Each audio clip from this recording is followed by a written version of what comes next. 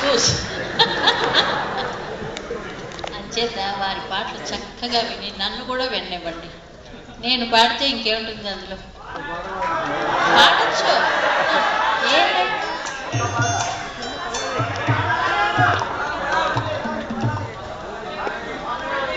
ఒక పల్లె పాడితే బాగుండదండి, ఎండులో పాడతాడు.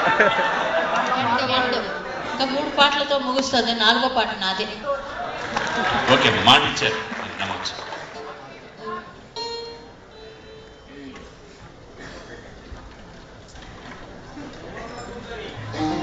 యాక్చువల్గా లిస్ట్లో లేని పాట, కానీ మా మ్యూజిషియన్స్ రిక్వెస్ట్ కోసం ఈ పాట పాడుతున్నాం. అనౌన్స్ చేయాల్సిన అవసరం లేదు. తెలుగు పాట, నేను జానకి గారు కలిసి పాడిన పాట, వేటూరు గారు రాసిన పాట, ఇళయరాజా స్వరపరిచిన పాట. మీకోసం friends, this is for you.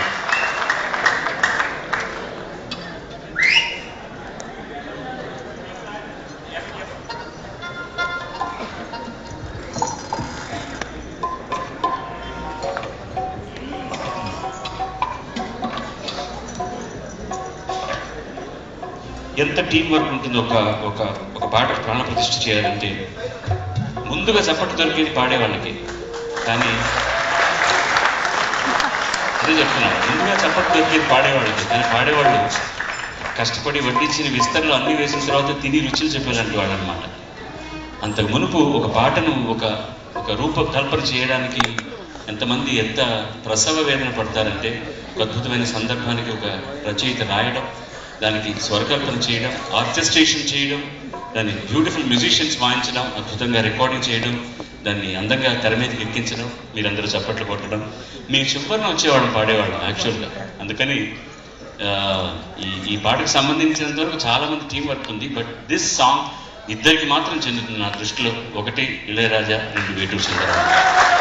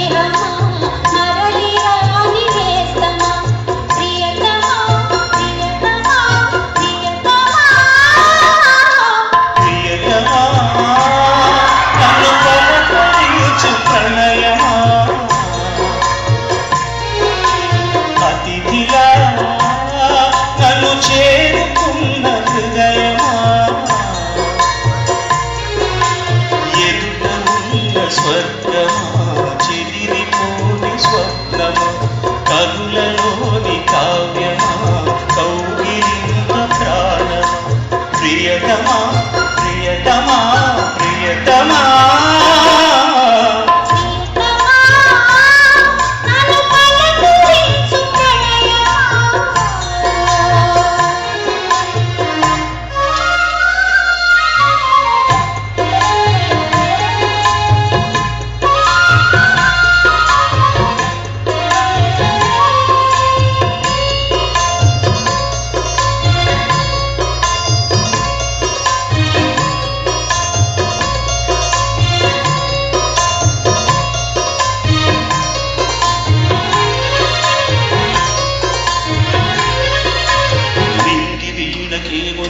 పాటలొచ్చి Telugu అన్నీ తెలిసి పారిజాతపు పచ్చి మల్లె మొక్క మన వీధి తీరాలో